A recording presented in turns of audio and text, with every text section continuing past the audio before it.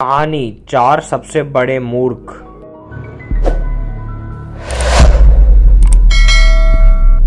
अकबर बीरबल की अक्लमंदी की परीक्षा लेने के उद्देश्य से उसे विचित्र कार्य सौंपा करते थे। ऐसा कर उन्हें अति आनंद की प्राप्ति होती थी।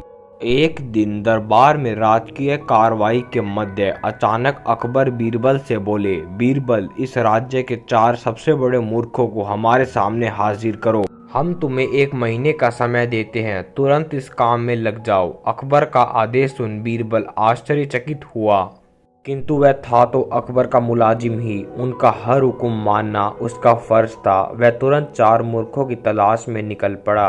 एक माह पूर्ण होने के उपरांत वह 2 व्यक्तियों के साथ अकबर के समक्ष उपस्थित हुआ।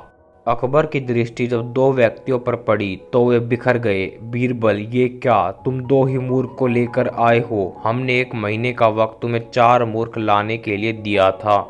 हुजूर, मेरी गुजारिश है कि अपना गुस्सा शांत कीजिए और मेरी पूरी बात सुनने बगैर किसी नतीजे पर मत पहुंचिए। बीरबल अकबर का गुस्सा शांत करते हुए बोलता है। बीरबल की बात सुनकर अकबर का गुस्सा कुछ ठंडा हुआ। जहांपना, ये रहा पहला मूर्ख। इसकी मूर्खता का वर्णन सुनेंगे तो आप भी सोचेंगे कि ऐसे लोग भी होते हैं इस दुनिया में। पहले व्यक्ति को आगे कर बीरबल बोला, बताओ ऐसी क्या मूर्खता कर रहा था ये? अकबर ने पूछा। हुजूर, मैंने इस व्यक्ति को बैलगाड़ी पर बैठकर कहीं जाते हुए देखा। बैलगाड़ी चालक के अतिरिक्त बैलगाड़ी पर बैठा ये अकेला व्यक्ति ही था। इस पर भी इसने अपनी गठरी सिर पर लाद रखी थी। चकित होकर जब मैंने कारण पूछा तो यह कहने लगा कि गठरी बैलगाड़ी पर रख दूंगा तो बैल के ऊपर बोझ बढ़ जाएगा, इसलिए मैंने गठरी अपने सिर पर रख ली है। अब इसे मूर्खता नहीं कहेंगे तो क्या कहेंगे? पहले व्यक्ति की मूर्खता का किस्सा सुनकर अकबर के चेहरे पर मुस्कुराहट तैर गई। फिर बीरबल ने दूसरे व्यक्ति को आगे किया और बोला, जहांपना, ये आदमी तो इससे भी बड़ा मूर्ख है। एक दिन मैंने देखा कि यह अपने घर की छत पर भैंस लेकर जा रहा है।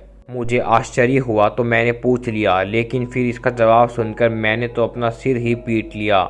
इसने बताया कि इसके घर की छत पर घास उग गई है, इसलिए ये भैंस को छत पर ले जाता है ताकि वह वहां घास खा सके। घास काट कर ये भैंस को लाकर खिला सकता है, लेकिन ये मूर्ख भैंस को ही छत पर ले जाता है। ऐसा मूर्ख कहीं देखा है आपने? हाँ, वाकई इन दोनों की कारस्तानी बेवकूफाना है। अब बाकी के 2 मूर्खों को पेश करो। अकबर बोले।